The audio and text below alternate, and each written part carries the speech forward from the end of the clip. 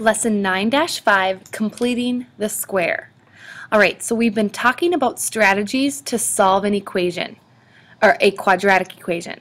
In this lesson, we're going to complete the square in order to solve. Let me show you what I mean.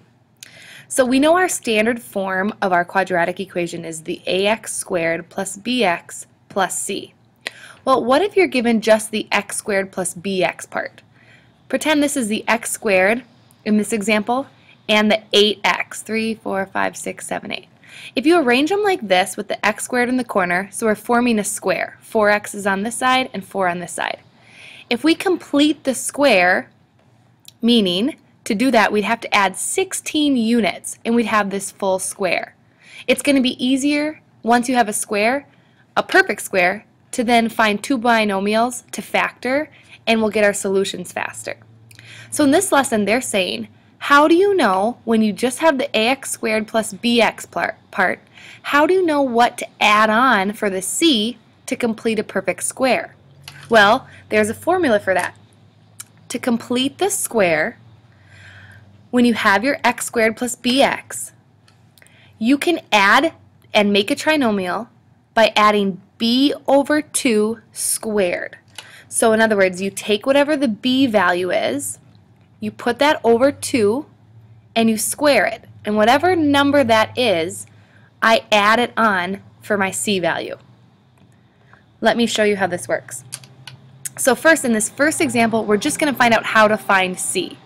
So what's the value of c so that x squared minus 16x plus c creates a perfect square trinomial? Well, okay, rewriting.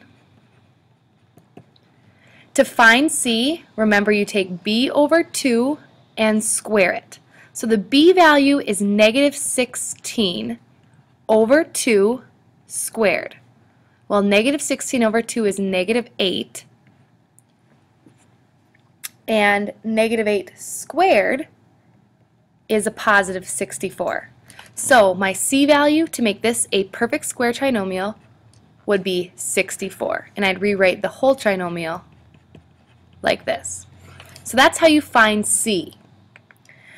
So, second example, alright, now let's actually solve. Let's find our solutions. So we have x squared plus 6x equals 216. First I don't have a plus c, so I need to find out what I can add. Well, I'm going to use that b over 2 squared to find it. So let's see, my b value is 6. So 6 over 2, I kind of do this on the side, squared.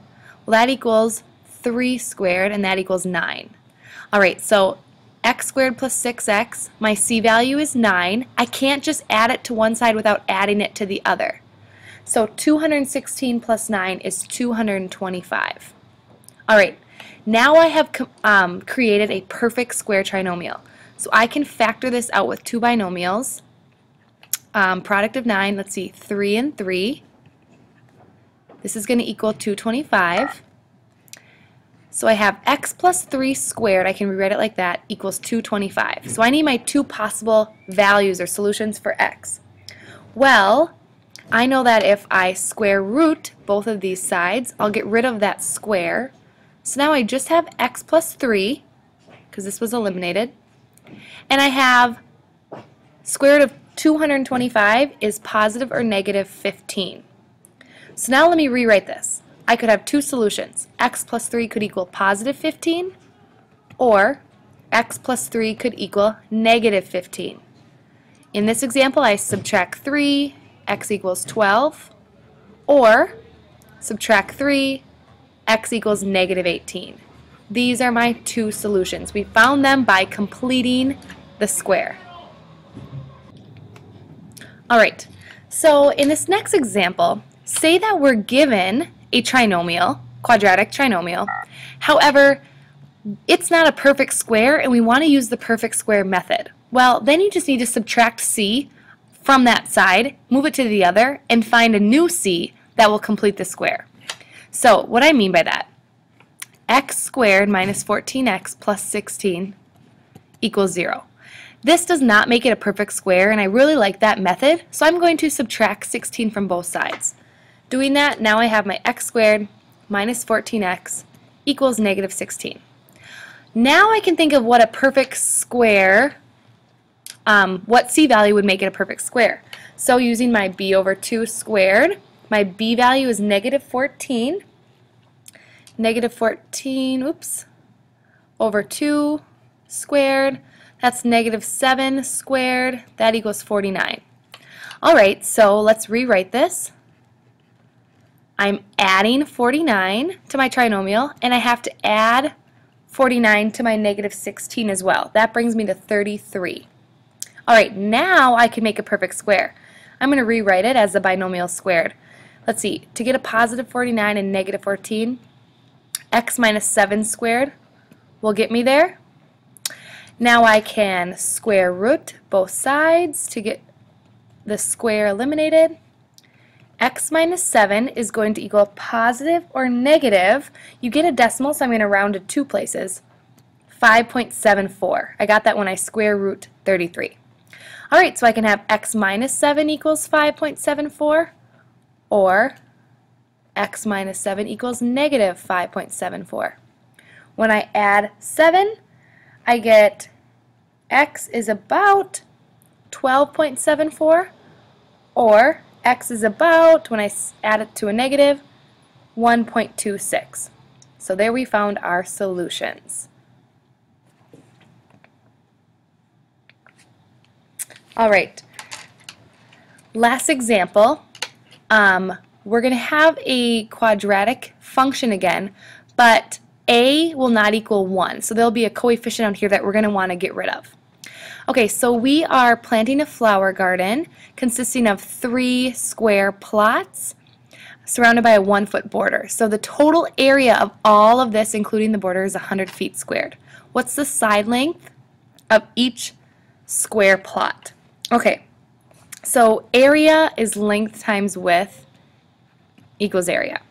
So length looks like I have 3 x lengths for my plots, 1, 2, 3, plus 1 inch on each side. So that's going to be 3x plus 2. And then my width, again, just 1x, but plus 2 side lengths, so x plus 2. All this area equals 100. Okay, so what does this equal when I factor it out? Not factor it, multiply it. I get 3x squared plus 8x plus 4 equals 100. Okay, I'm going to want to subtract 4 because that does not make it a perfect square. 3x squared plus 8x equals 96. And then to make a perfect square, I can't have this coefficient. So I'm going to divide everything by 3. When I do that, I have x squared plus 8 over 3x equals 32. All right, I'm going to bring what we have to the next screen. So x squared plus 8 over 3x equals 32. Right here is where we left off. All right, step 2 is complete the square. So I need to find my c value that'll make it a perfect square. Well, take your b value, 8 over 3, divide that by 2, and square it. When I do that, I get 16 over 9.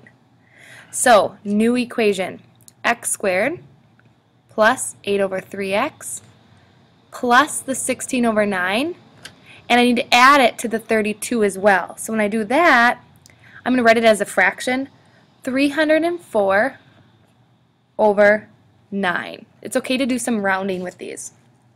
Alright, now step 3 is I'm solving the equation. So I need to write the square binomials that factor into this. So it's going to be x plus 4 over 3 squared. That's that's what I get when I do 8 over 3 divided by 2. You get 4/3. Squared will give us our 16 over 9. Alright, and this equals our 304 over 9. I'm going to square root both of these sides, eliminate the square. X plus 4/3 equals positive or negative 304 over 9. I set up my two equations, one equaling the positive answer, one equaling the negative answer. And when I subtract 4/3 from both, x is going to be about 4.48, or x will be about negative 7.14. Well, for a dimension, we don't want to use a negative answer. So our dimension of one of our square plots is about 4.48 feet.